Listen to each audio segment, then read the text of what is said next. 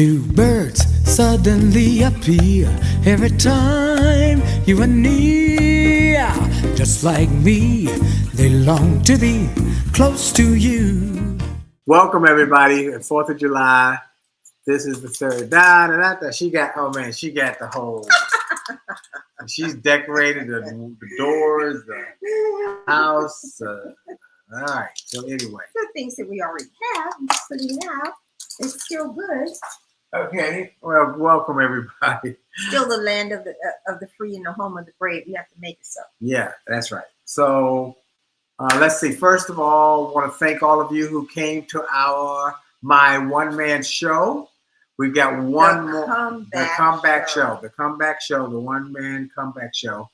We got one more left this Saturday night in Washington. Join us go to thecomebackshow.com, thecomebackshow.com to get tickets. And I sang that song Close to You that you heard at the beginning of the show, as we do every week. And for our opening performance, they get to see Platinum. Yeah, she's a Christian comedian. She's hilarious. Yes, so you want to come if you're in the DC, Maryland area, or you just want to fly to DC. It's up to you. But we are having one more show this Saturday night. thecomebackshow.com. Also, we want to tell people that we want to talk tonight about mailbag. Some very interesting letters. People know or should know that we offer you the free opportunity to send us a letter or a note. And if you want to do it tonight, you can put it in the chat if you want. Something that's in troublesome in your marriage. Now, we like you to get it to us early so your name is not attached. We don't want to tell anybody you can send an email. You could send an email. info@williejolly.com. info@WILLIEJOLLEY.com. All right, let's talk about some of the points of interest. Oh, by the way, we are making an assumption people know who we are. I'm Dr. Willie Jolley, and this is D. We're the authors of the book, Make Love, Make Money, Make It Last, 10 Secrets Shape a Great Marriage. The books are available at jolleymarriage.com. If you want them signed and autographed, jolleymarriage.com. If you just want a book, you can go to Amazon. But we recommend you go to Jolley Marriage, get 2 books, because then we give you a discount on the 2 books. And so you can have one for each of you, and you can grow together. Oh, that's very important. Okay, let's talk about it. Who wants to go first with the question? You want me to go first? You want to go first? Yes, sir. Okay. All right, here's the question that was at hand. I'm currently in a bad marriage where only one partner does all the housework, the child care, and the mental load. It's bad when you ask for help with just the dishes and laundry, and your partner responds with, "You make less money than me, so you deserve to do more." Ooh. And every time you bring up wanting to discuss something about the relationship, that the person threatens to harm themselves. They got some issues. This mate has some real issues. So first thing you need to do, I recommend, is deal with one issue at a time. The first issue is this mental health issue. This person has a mental health issue. So you need to talk to some counselors. You need to get some counseling.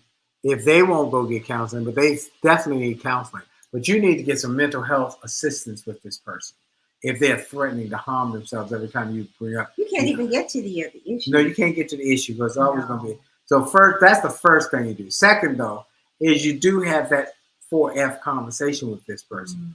This is how you make me feel when you say those things. Be friendly. Be frank about how they make you feel. I was reading something. 2 pieces to this. When you say or do this, I feel. Because sometimes we have to help people make it easy for them to remember how to do the uncomfortable conversation.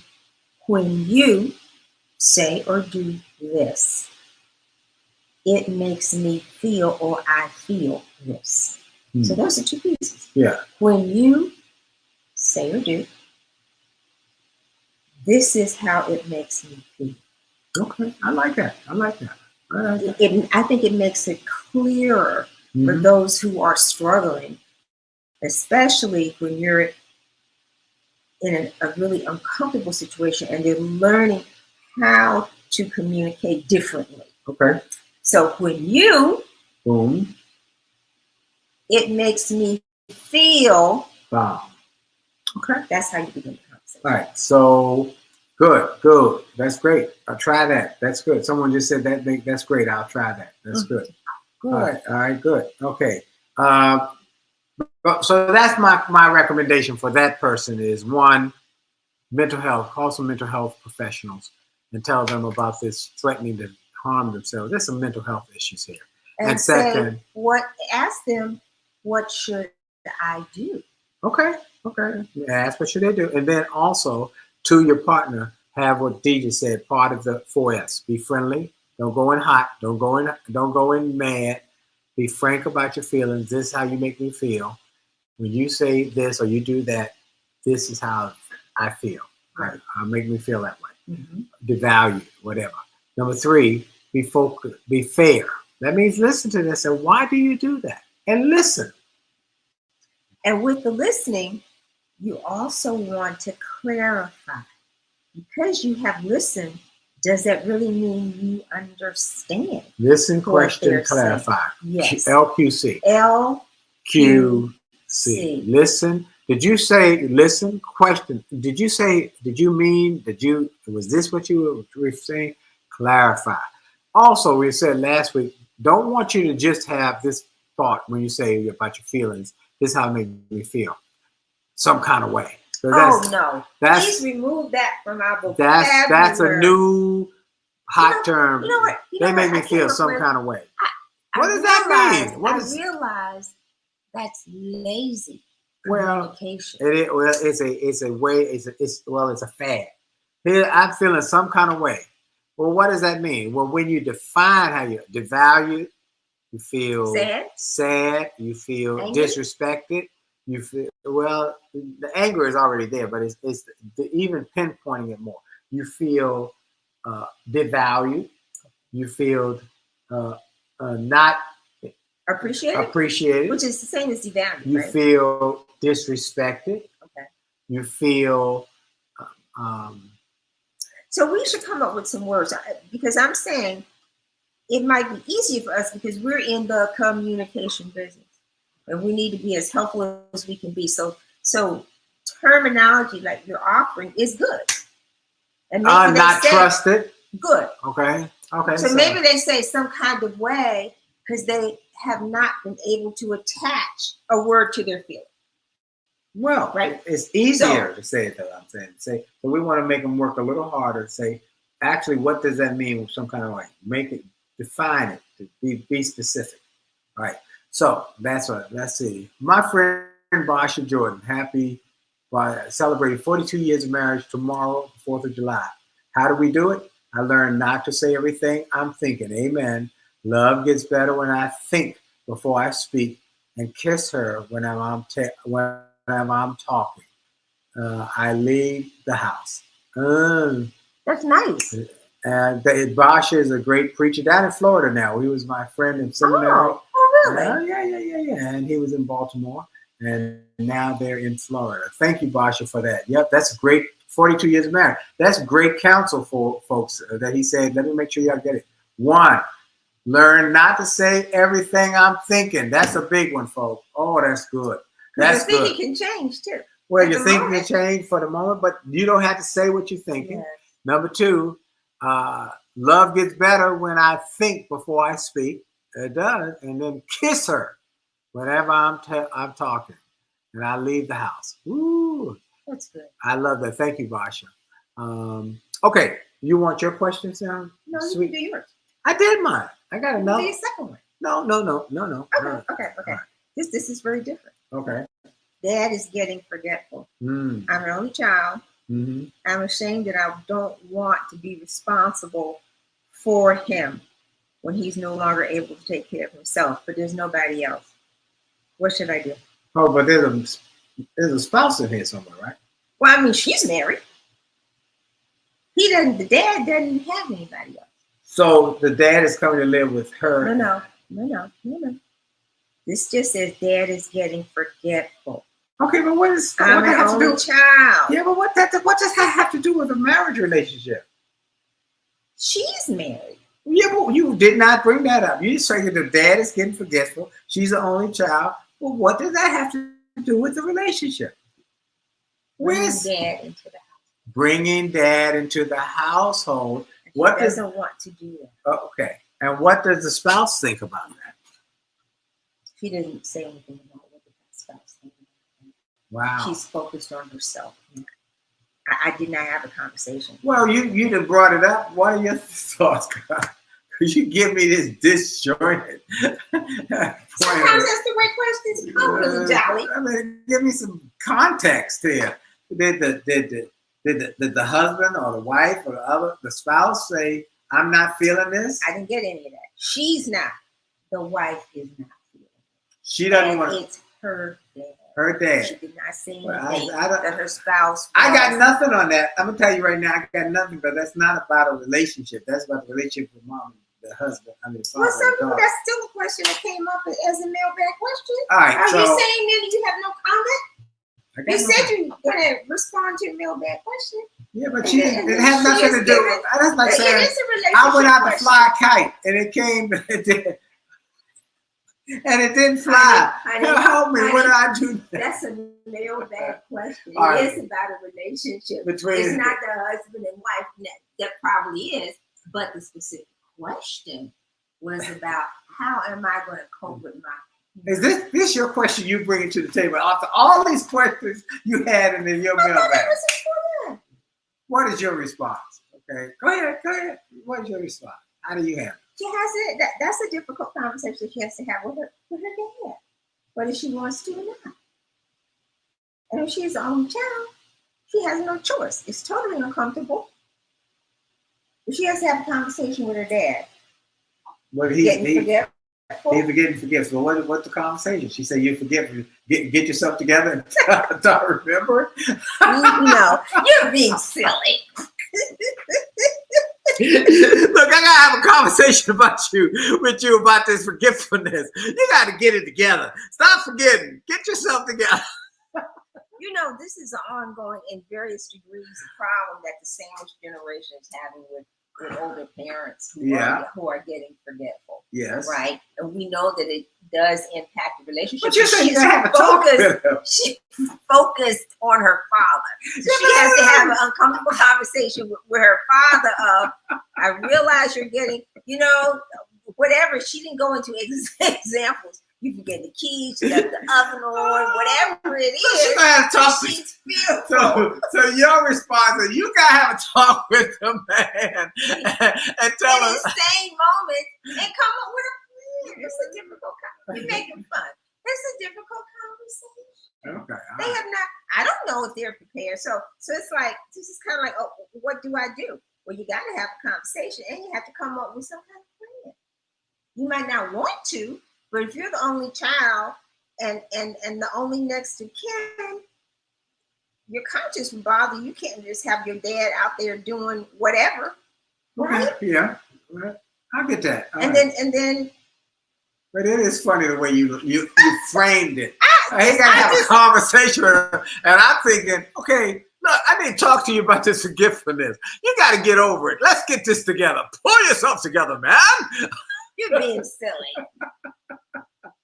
So how do you have that kind of conversation? Okay, you're missing something. You don't know where your keys are, but it's becoming more of a challenge. Or you went out and you couldn't figure out how to get back home. I don't know what the details are, but when you find yourself in that kind of situation, you got to say, "Oh, we got to come up with some kind of strategy." Right? You can no longer live by yourself. Have you thought about that in your same moments?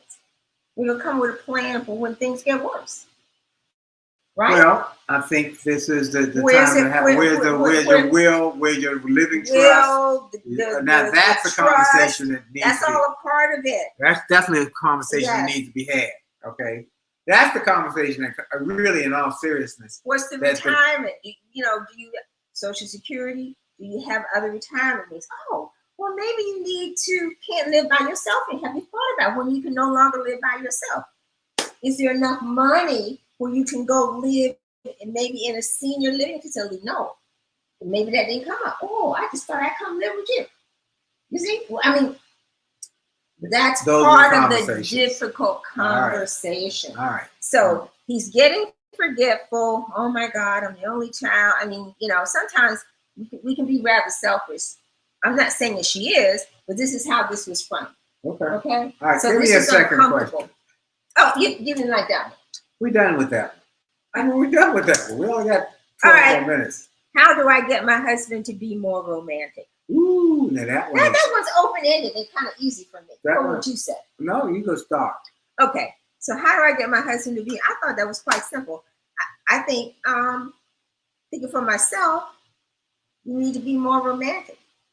You need to be romantic. If you want your spouse to be more romantic, and I don't know what that is. Again, I don't have the details.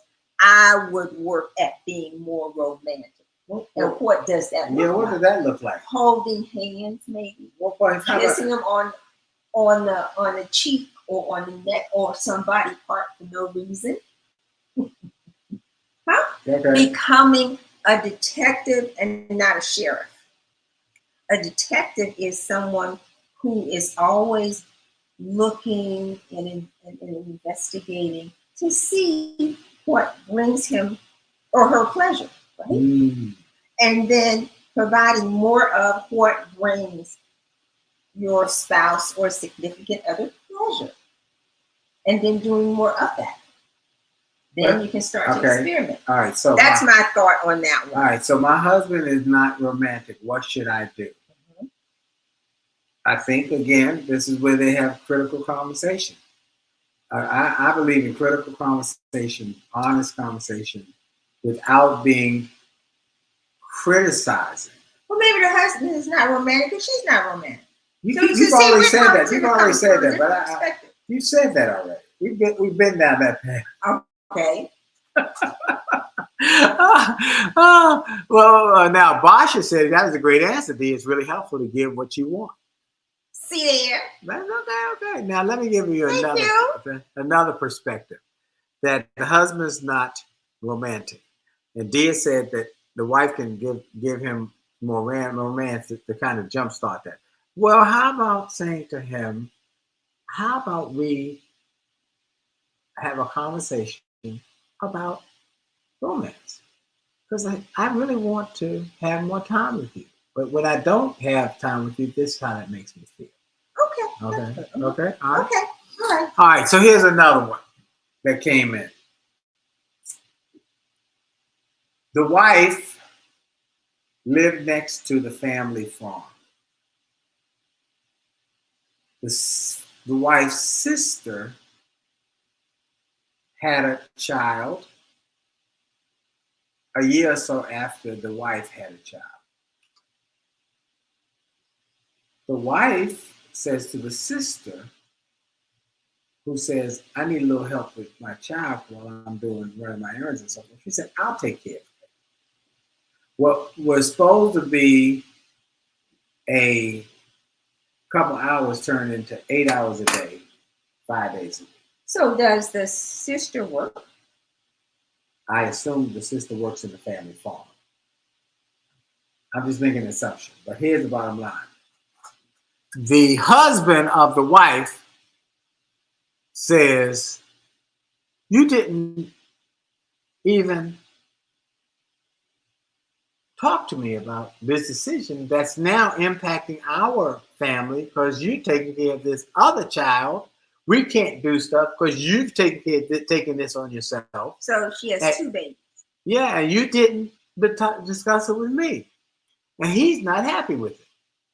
So they are being pulled apart by this issue. How are they being pulled apart? Because the husband says, I'm not happy. I'm not feeling this. You taking care of this woman's child for free, and we can't go on vacation. I just can't come get you and we pull up and go somewhere. Well, she can take both babies with her. he ain't feeling that. Okay, so they go to counseling. Oh. Because he said, I'm not happy. They go to the counselor. The counselor says to the wife, you got to shut it down for you with your sister. I know you love your sister, but your husband has said this is not, he's not feeling this. So you shut it down, which she does. She goes to her sister and says, I can't do this. So a few years go by, and the wife has a second child. Another year or so go by, and the sister has another child. And the sister says to the wife, could you take care of my child? And the wife says, oh, sure. I know I can help you. The husband comes home. Now he got 4 children. He said, what happened to the discussion about you talking to me about it before you make a yes to your sister? She said, I didn't think about that. He is fit to be tied. The counselor had told her she's out of place for not at least She can't help herself. Having conversation with the husband. She can't help herself. Obviously. But what do you do now? And she has some guilt feelings related to her sister. There you go. There you go. SBI, you tell her why she does what she does. You don't know that. You don't know her reason for doing that. Well, that's something that they have to talk about, right? Well, but you went to the counselor. Oh, but I'm saying, what do you do? You going on and you miss psychological psychology, and you're defining why she doing what she does. So then, all right, what do you do to fix it? Find out the why, because they need to find out the core of the problem. Well, I would think the core of the problem, that's not our point to tell them why they're doing it. Our point is he wants advice on what to do with this wife who keeps not referring. Here's the problem. She does not confer with her husband about whatever the reason is secondary. She didn't do it. I don't know why she didn't do it. I could guess. We would both be guessing. It's a guess, but we do know. How do you help if you don't know? You don't need to know why. Here's the bottom line is he feels devalued because she does not talk to him about big decisions. And she can't help it. She can't. The lady can't help it. I don't know if she can't help it. You keep going back to her. Who said she couldn't help it? Where did that come? Yeah, because she want to do it. Okay, I don't know why she want to do it. Don't we have to get to why? No, help somebody. No, somebody got a thought on that. Because look, I say the answer is that one, she needs to work on her discipline. And her discipline is that she talks to her husband about every decision that impacts the family. And he should say to her, after he talked to the counselor, they've been to the counselor, look, 4S, I'm going to come back to the floor. Be friendly. Be frank about your feeling. When you don't confer with me, don't bring me into the conversation. I feel like I'm not an important part of the marriage. Okay. All right. That's how I feel. will accept that. 3, be fair. Why do you do this? That's an all-important question, which is what I'm saying. Okay, but that gets to the listening. No, it's the discipline. She has no discipline. Now, she might not know why she's doing it. She might do it for guilt because she feels the family bond. I don't know what her reason, but she might not be able to tell you why she's doing it. Here's the bottom line. He's saying before you make any decisions that impact our family, I need you to at least confer with me. That sounds good. It's respect. It's a lack of respect. Can she tell the sister to ask her husband if his wife can keep the children? Can she tell the sister to ask her husband if the sister, I guess, can take care of keep the children? Because we don't know the rest of the we don't know that didn't the other dynamic. You're right. That's good. You're making an assumption that she got a husband.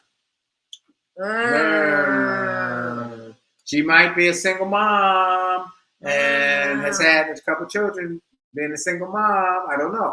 I don't know those two dynamics. Here's what we can say, that the husband says to the wife, I feel disrespected, devalued, because I am not consulted on any of these major decisions, these decisions that have a major impact on our family. And I think that's the lesson, that we must talk to each other about that. It's not me, it's we. Boom, okay? All right, and the sister keeps asking the sister needs to tell the sister to come go get her husband, to come get her husband. I don't know, Miss Carlson. I don't know but anyway, our time is just about up. Look. So we don't know. We don't know about that. The comeback show this Saturday night, final one of this group of 4.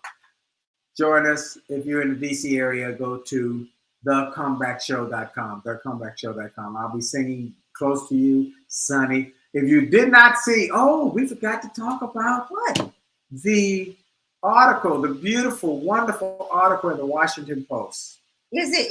It was last week. It was I'm saying, is it? It's on. It's online. Is it on the website? I hope so. We better make sure.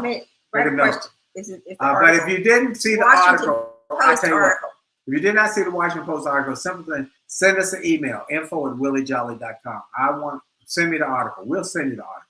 It's phenomenal. That was favor by the iconic writer, columnist, Cortland Malloy, wrote a beautiful article about a one-man show.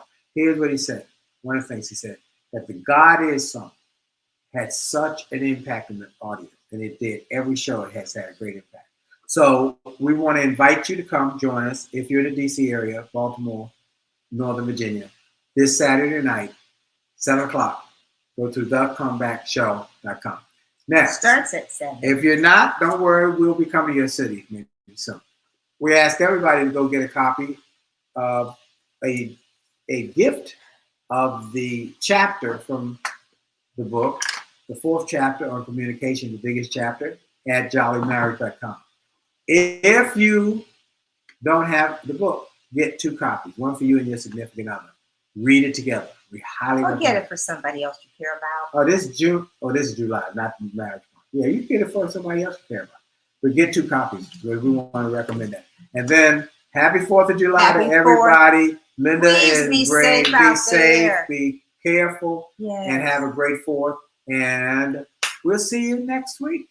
God willing, and the creek don't rise. This is Dr. Willie Jolley. Steve. And we're about to go out on my song, Close to You, that I'll be singing. Did you see my festive 4th of Put July them closer. fingernails? Put them closer so everybody can see. Sing. All right, there you go. Oh, that D. Ooh, that D. She is something. See y'all.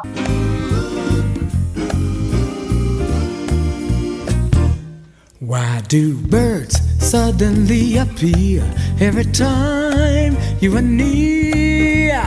Just like me, they long to be close to you.